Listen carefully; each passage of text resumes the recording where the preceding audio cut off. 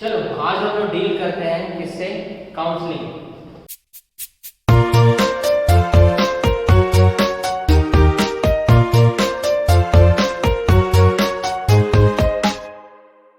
ठीक है, पहले सबसे पहले जान लेते हैं कि काउंसलिंग क्या प्रोसेस है या फिर काउंसलिंग को हम लोग क्या बोलते हैं। ठीक है, काउंसलिंग क्या होता है? Counselling is a form of supportive therapy that guide and assist in problems of an individual. ठीक है, तो काउंसलिंग क्या है? काउंसलिंग बेसिकली क्या है? A form of supportive therapy.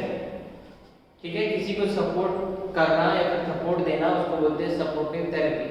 अगर कोई इंडिविजुअल किसी भी सिचुएशन में फंस गया हो तो उसको प्रॉपर्ली काउंसलिंग देना, उसको सपोर्ट करना, उसको क्या बोलते हैं हम लोग? Supportive therapy. क्लियर हो गया? समझ में आ गया? देन नेक्स्ट हम लोग देखते हैं that guides and assist, that guide and assist in the problem of an individual. ठीक है, यहाँ तक समझ में आया? मतलब हम लोग क्या बोलना चाहते हैं कि काउंसलिंग एक ऐसा फॉर्म है किसका? सपोर्टिव थेरेपी का, जो क्या करता है? हमको गाइड करता है और असिस्ट करता है किसी भी प्रॉब्लम्स को सॉल्व आउट करने के लिए। ठीक है, किसी भी प्रॉब्लम्स को क्या करने के लिए? सॉल्व करने के लिए। जो भी प्रॉब्लम्स है उन सारे प्रॉब्लम्स को सॉल्व करने के लिए हमको क्या काम करता है? काउंसलिंग मदद करता है। समझ में आ गया? कोई भी प्रॉब्लम्स आपका हो सकता है, कोई भी इंडिविजुअल का कोई भी प्रॉब्लम्स हो सकता है, उन सारे प्रॉब्लम्स को सॉल्व कौन करता है? काउंसलिंग। ठीक है, समझ में आ गया? हाँ, तो काउंसलिंग क्या है? Counselling is a form of supportive therapy that guide and assist in problems of an individual. जो भी कोई भी प्रॉब्लम्स अगर किसी भी इंडिविजुअल को होगा तो उस प्रॉब्लम को सॉल्व करने के लिए काउंसलिंग क्या करता है? मदद करता है। ठीक है, आगे बढ़े। ठीक है, चलो नेक्स्ट हम लोग डील करते हैं प्रिंसिपल्स ऑफ काउंसलिंग क्या है।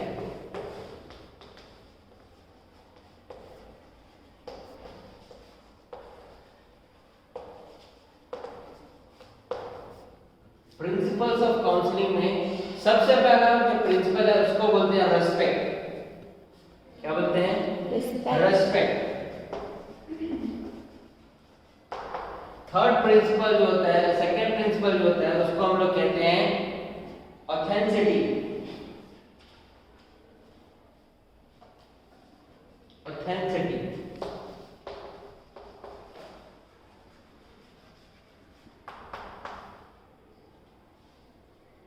ठीक है, नेक्स्ट नॉन जजमेंटल एटीट्यूड।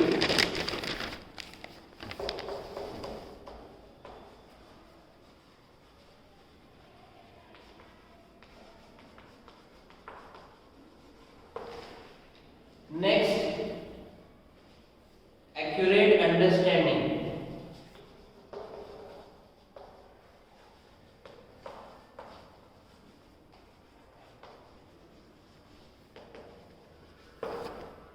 लिख लिए?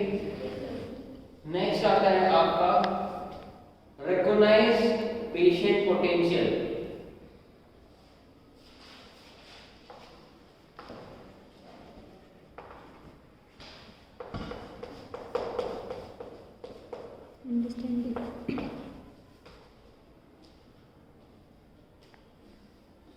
नेक्स्ट आता है कॉन्फिडेंट। नेक्स्ट आता है कॉन्फिडेंट।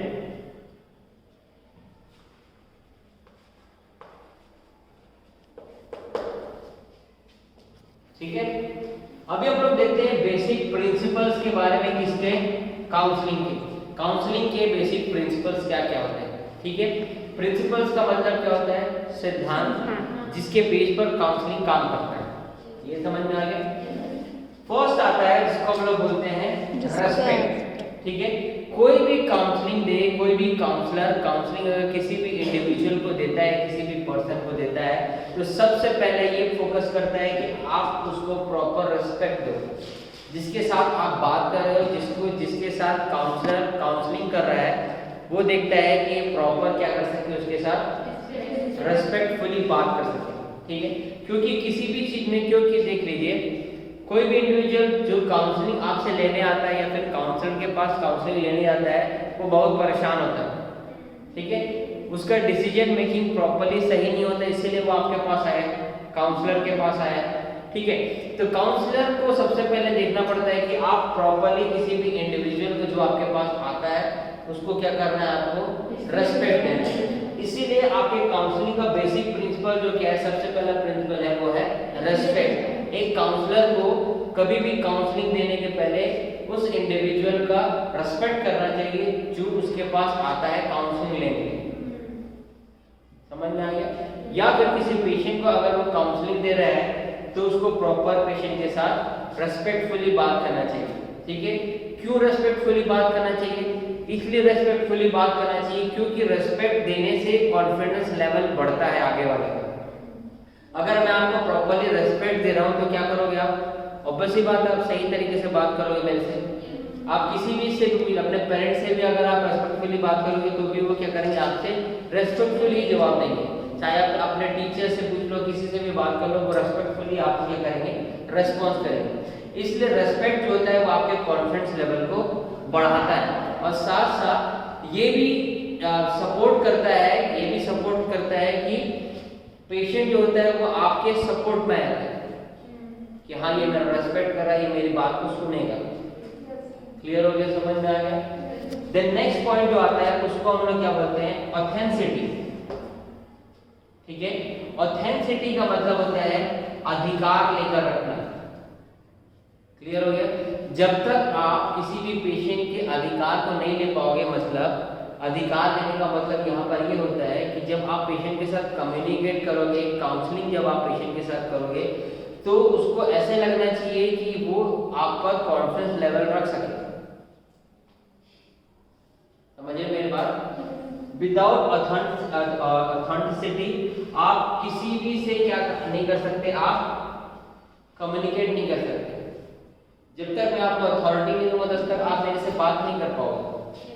करोगे क्या? नहीं कर पाओगे। ठीक है, इसीलिए अथॉरिटी बहुत जरूरी है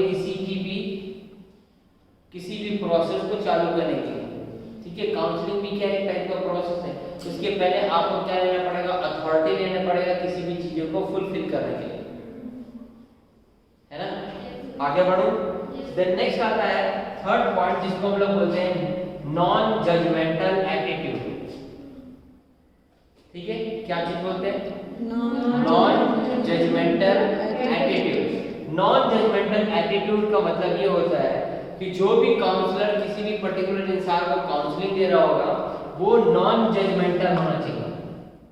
नॉन जजमेंटल मतलब जज नहीं करने वाला कि आप सही हो कि आप गलत हो, नहीं आपने ये कर दिया, आपने वो कर दिया, नहीं। आपको काउंसलिंग करते समय कोई भी जजमेंट नहीं देना कि तुम सही हो तुम गलत हो।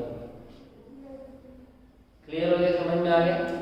आपको क्या करना है, नॉन जजमेंटल एटीट्यूड रखना है। आपको ऐसे बिहेव करना है काउंसलिंग देते समय कि आप उसकी बातों को सुन रहे हो और समझ रहे हो। आप उसको जज नहीं कर रहे कि तुम गलत हो या सही हो, आप सिर्फ उसकी बात को सुन रहे हो और उस बात को समझने की कोशिश कर रहे हो।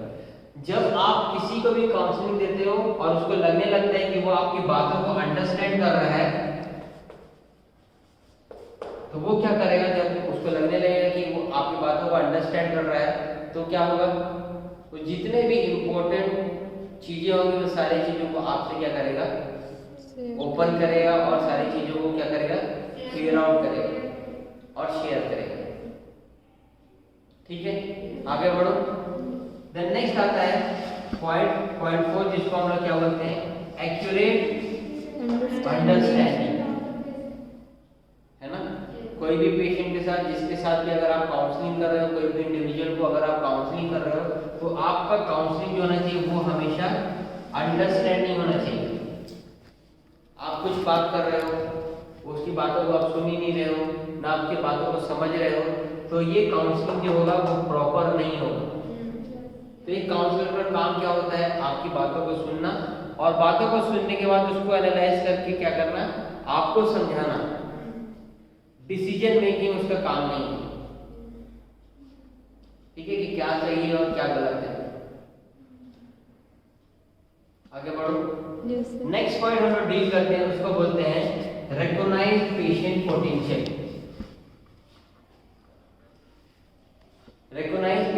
पोटेंशियल का मतलब क्या होता है, उसकी एबिलिटी को हमको जानना है कि वो किस में अच्छा है और किस में बुरा है। अगर बहुत सारी चीजों में अगर पेशेंट अच्छा है तो हमको उस एरिया में पेशेंट को क्या करना चाहिए, इंप्रूव करना चाहिए।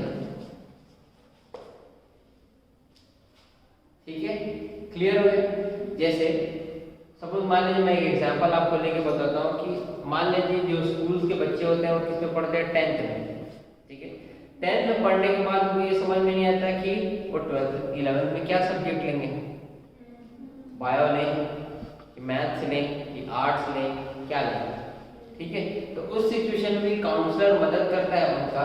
अगर मान लीजिए उसका मैथ्स अच्छा है या फिर मान लीजिए उसका साइंस अच्छा है, तो ऑब्वियस सी बात है वो उसको सपोर्ट करेगा कि आप साइंस एरिया में जाइए या फिर मैथ्स एरिया में जाइए, ताकि वो आपके इंटरेस्ट के हिसाब से और आप उसमें आगे भी बढ़ सकते हो, है ना। तो इसीलिए मैं आपको बताने की कोशिश कर रहा हूँ कि हमको पेशेंट को या फिर काउंसलर को रिकॉग्नाइज करना है पेशेंट का पोटेंशियल कितना है।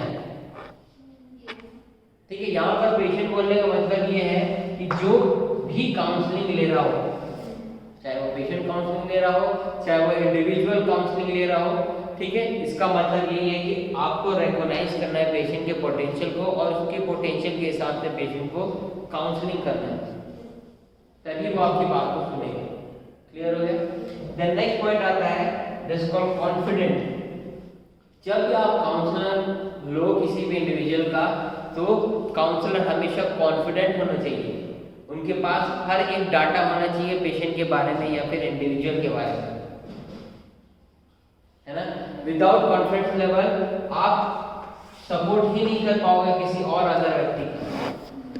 जैसे मान लीजिए सपोज मैं आपको पढ़ा रहा हूँ, अगर मेरे पास नॉलेज ही नहीं है तो मैं आपको क्या एक्सप्रेस करूंगा या फिर क्या आपको बताऊंगा, है ना। और इफ अगर आपके पास नॉलेज नहीं है तो ऑब्वियस सी बात है जो सुन रहा है आपकी बात को वो आपको जज करने लगेगा, इसके पास तो नॉलेज ही नहीं है और ये क्या कर रहा है, हमको समझाने की कोशिश कर रहा है। क्लियर हो गया, समझ में आया। इसीलिए आपको क्या करना पड़ेगा, कॉन्फिडेंट लेवल पेशेंट का आप कॉन्फिडेंट लेवल आपको क्या करना पड़ेगा, मेंटेन करना पड़ेगा। क्लियर हो गया, समझ में आ गया। तो ये सारे प्रिंसिपल्स हैं आपके काउंसलिंग के। क्या क्या है, first this called respect, second this called authenticity, ठीक है, या फिर इसको बोलते हैं authority. Next this called non judgemental, then next this called accurate understanding, then next recognise patient potential and next this called confident. ठीक है, ये सारी चीजें प्रिंसिपल्स ऑफ काउंसलिंग है। एक काउंसलर को इस सिद्धांत पे बेसिकली क्या करना है, काम करना है या फिर वर्कआउट करना है। क्लियर हो गया, किसी को डाउट है, आगे बढ़ो। ठीक, देन नेक्स्ट पढ़ते हैं, नेक्स्ट पढ़ेंगे टेक्निक ऑफ काउंसलिंग। काउंसलिंग के क्या क्या टेक्निक्स हैं, ठीक है।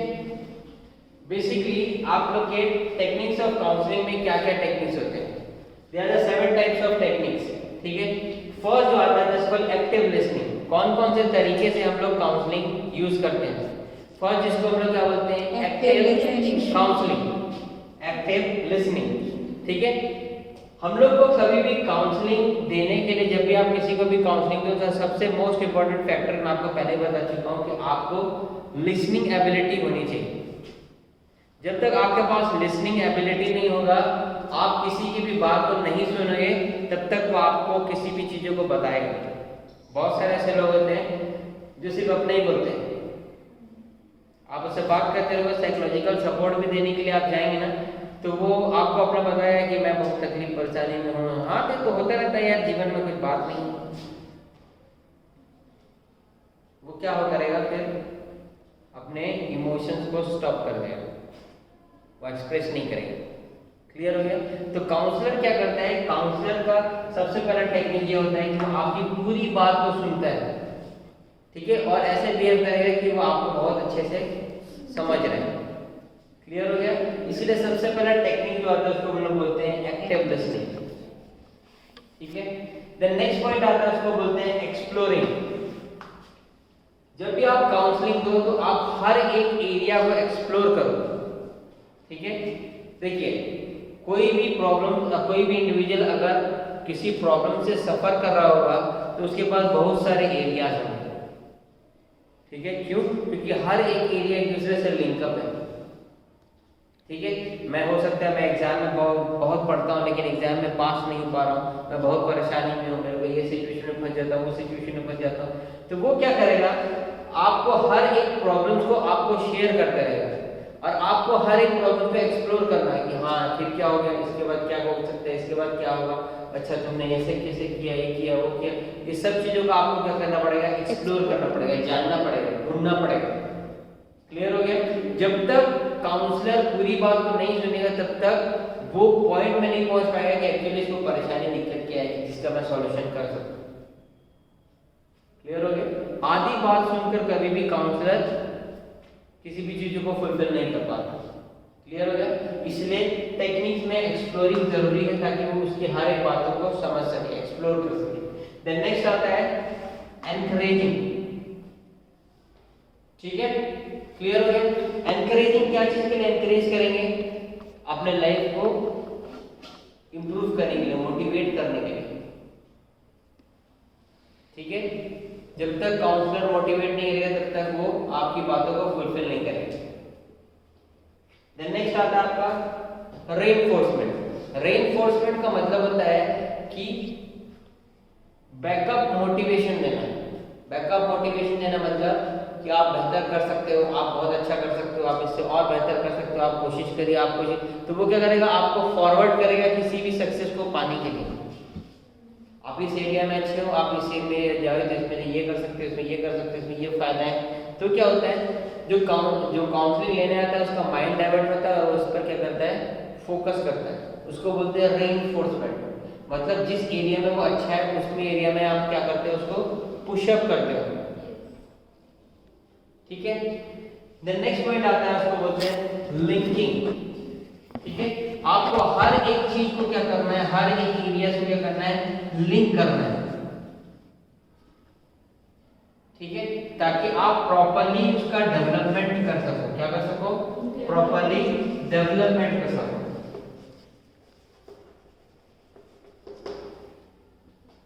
ठीक है। क्लियर हो गया? आपको पेशेंट को बेसिकली एम्पैथी देना है, पेशेंट को एनकरेज करना है, सपोर्ट देना है, एम्पैथी देना है, ठीक है। और हर एक चीज को आपको क्लियर करना है पेशेंट के साथ, है ना। जो भी चीज आप उससे पूछ रहे हो, जो भी चीज आप उससे बता रहे हो, जो भी चीज आप उससे ले रहे हो, हर एक चीज को आपको क्या करना है, उसको क्लैरिफिकेशन करना है, क्लियर करना है। क्लियर हो गया? तो ये क्या है, आपके 7 टाइप्स ऑफ टेक्निक्स है जो एक काउंसलर यूज करता है काउंसलिंग के समय। First this called active listening, second this called exploring, third this called encouraging, fourth this called reinforcement, fifth this called linking, sixth this called empathy, seventh this called clarification, ठीक है। तो ये 7 types के technique है आपके counselling के लिए। किसी को डाउट है अभी?